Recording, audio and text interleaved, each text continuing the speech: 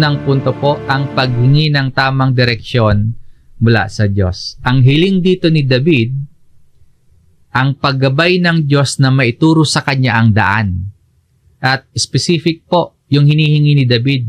Hindi daan ni numan, hindi kung anong daan, kundi ang daan mismo ng Panginoon. Sabi nga po, O Panginoon, ituro mo sa akin ang iyong daan.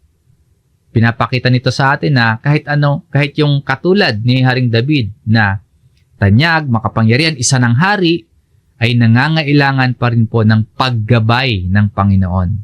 Hindi niya hinahanap yung sarili niyang plano, hindi rin niya hinahanap yung daan na madali o kaya daan na maginhawa, kundi kung ano ang kalooban o kung ano ang daan ng Panginoon. Yun ang hiling niya na maituro sa kanya. Ay sabi niya, teach me your way, O Lord. Itinuturo din ito sa atin ang pagpapakumbaba. Inaamin dito ni David na hindi sapat yung kanyang sariling kakayahan. Kahit hari na siya. Hindi sapat yung kanyang sariling talino at hindi din sapat maging yung mga resources niya. Kundi ang kailangan niya ay ang patnubay ng Diyos. Makakalapit lamang tayo sa Diyos ng ganito, tulad ni Haring David, kung mapagpakumbaba tayo. Kung maamin natin sa ating sarili na hindi sapat yung ating kakayahan, hindi sapat yung ating sariling talino, hindi sapat yung mga resources na meron tayo. At kailangan natin ay ang patnubay ng Diyos. At sa pagpapakumbaba, pagkakaroon ng katiyakan. Katiyakan kasi kapag itinuro ng Diyos yung kanyang mismong daan, at kapag tayo ay nagtiwala sa turo ng Panginoon, na tayo ay nagtitiwala sa kanyang paggabay, tayo po ay hindi maliligaw.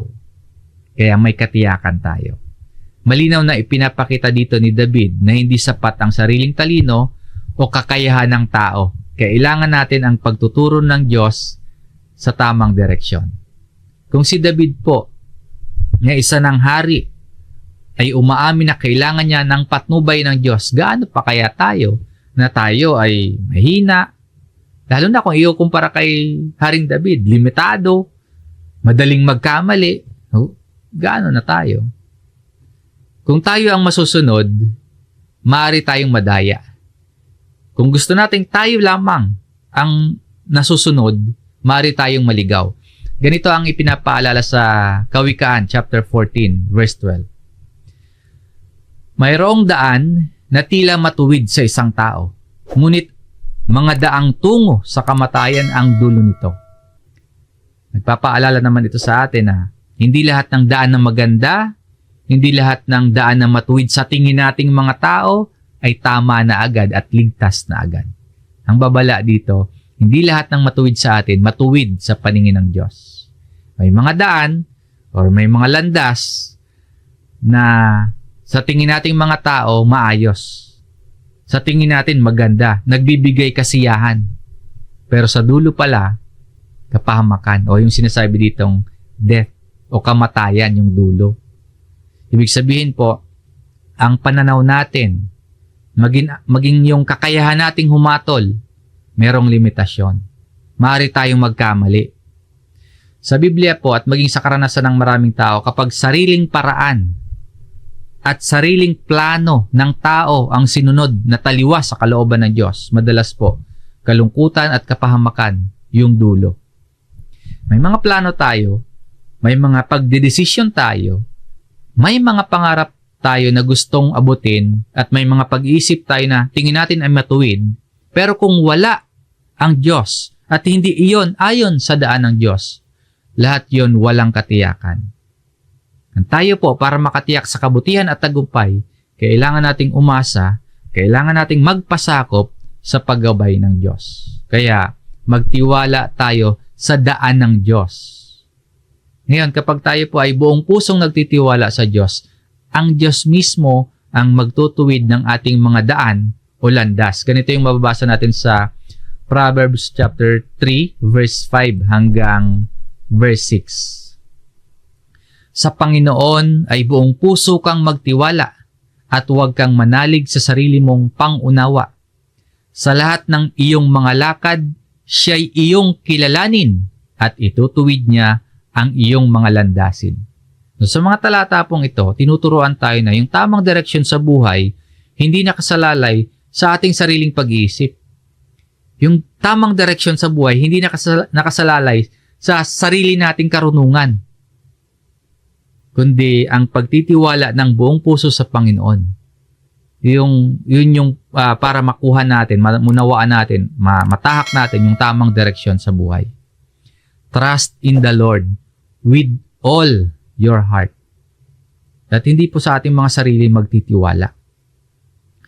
Kapag kinilala natin na ang Panginoong Diyos sa lahat ng aspeto ng ating buhay, kinilala natin sa pamilya natin, sa pagtatrabaho natin, sa pag-aaral natin, sa mga pagdedesisyon natin, at sa ating pang-araw-araw na pamumuhay, kapag kinilala natin at nagtiwala tayo sa Diyos, ang Diyos mismo ang gagabay at magtutuwid ng ating mga landasin o mga landas. Hindi po hahayaan ng Diyos na ang mga sumasampalataya sa Kanya ay maligaw o mag-iba ng landas. Lalo na po ang mga buong pusong nagtitiwala at sumusunod sa Panginoon. Hindi nangangahulugan to na hindi na magkakamali yung mga taong nagtitiwala at sumusunod sa Panginoon. Kundi, ang ibig lamang sabihin, hindi sila pababayaan ng Diyos sa maling landas. Hindi pababayaan ng Diyos ang kanyang mga anak na manatili sa maling landas, kundi itutuwid niya sila at ibabalik sa kanyang daan. Nang maring itanong ng iba, may sarili naman pala tayong isip Bakit kailangan pa nating magtiwala ng buong puso sa Panginoon? Meron naman pala tayong sariling pangunawa. Meron naman palang sariling understanding. Bakit kailangan pang lubos nating magtiwala sa Diyos? Ang maring sagot po, bukod sa ipinag-uutos ito sa atin, ang isa pang dahilan ay ang isang katangian ng ating Diyos. Ano ba yung isang katangian ng ating Diyos? Mas mataas ang pag-iisip, mas mataas ang pamamaraan ng Diyos kesa sa ating mga tao. Sa sulat ni Propeta Isaiah sa Isaiah chapter 55, sa verse 8, ganito ang nakasulat. Sapagkat ang aking mga pag-iisip ay hindi ninyo mga pag-iisip, ni ang inyong mga pamamaraan ay aking mga pamamaraan, sabi ng Panginoon. So, sa talatang ito, pinapakita sa atin na ang kaalaman, ang karunungan, ang pag-iisip at pamamaraan ng tao ay hindi makakaabot sa pag-iisip at pamamaraan ng Diyos. Yung ating pangunawa, nalalaman nating limitado. Madalas pa ngang magkamali, pero ang Panginoon, ang pag-iisip niya, walang hanggan, sakdal. Gaano kataas ang distansya, gaano kalawak yung distansya sa pagitan ng pag-iisip natin at pag-iisip ng Diyos. Kung masusukat natin, gaano kaya kalawak yung pagitan ng pag-iisip natin at pag-iisip ng Diyos. Kung gaano po ang distansya ng langit sa lupa, ganon kalayo. Ganon kataas ang mga plano at kaisipan ng Diyos kaysa sa mga plano at kaisipan nating mga tao. Kaya nga po, mas mainam na tayo ay magtiwala sa kanyang daan kaysa sa sarili nating pamamaraan. Sa kapayagan pong ito ng Diyos, ng kanyang pag-iisip at kanyang pamamaraan, kung gaano kataas yan, kung gaano kalawak yan, ang tanging magagawa po natin, kung talagang tayo po ay mga sumasampalataya sa Diyos, ay isuko at ipagkatiwala natin sa Diyos ang lahat. Mga kapatid, ito po ang malinaw na aral mula sa panalangin ni Haring David. Kailangan po natin ang paggabay ng Diyos. Kaya po, humingi tayo ng tamang direksyon mula sa Diyos. Bakit? Dahil may mga daan nga tayong sa paningin natin matuwid, pero kapahamakan pala yung dulo.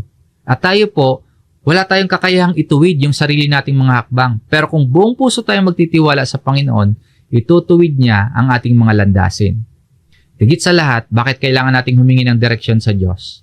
Sapagkat yung pag-iisip at yung pamamaraan ng Panginoon, higit na mataas mas dakila kaysa sa ating pag-isip at pamamaraan.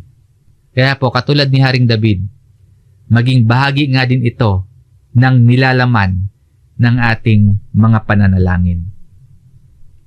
O Panginoon, ituro mo sa akin ang iyong daan, dahil mataas ang pag-iisip sa atin ng Panginoon. At tapos yung ating isipan, limitado. Tayo po ay humingi ng gabay na makapamuhay ayon sa daan niya. Tayo po ay humiling sa Panginoon na ituro niya sa atin ang kanyang daan.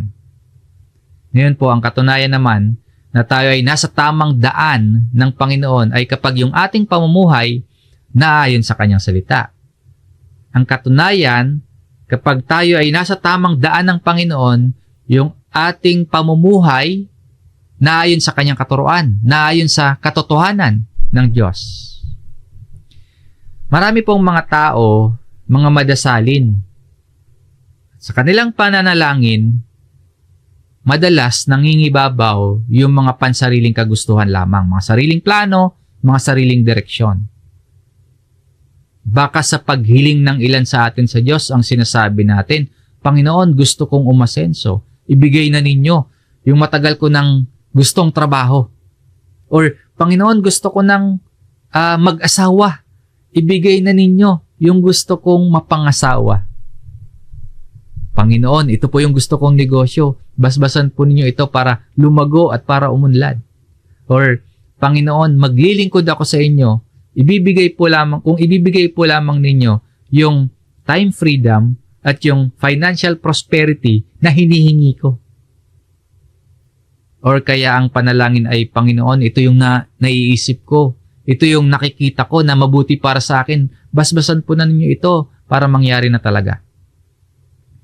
Yes, tama po na kumikilos tayo, pero maging maingat naman na yung hindi para bang inuutosan na natin yung ating Diyos.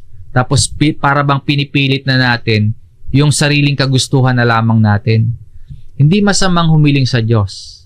Pero mas mahalaga po na humiling na ang kalooban ng Diyos ang siyang masunod.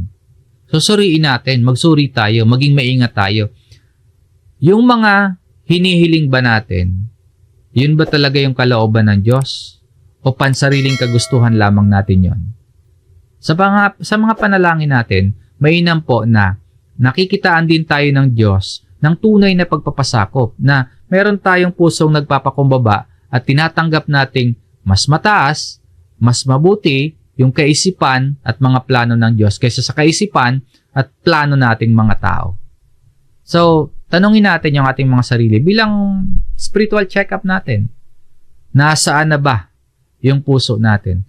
Kaninong daan ba yung nilalakaran natin? At sino ba yung sinusunod natin ngayon? Sa dami po kasi ng boses, sa dami ng impluwensya sa paligid natin, ipanalangin natin na, O Panginoon, ituro mo sa akin ang iyong daan.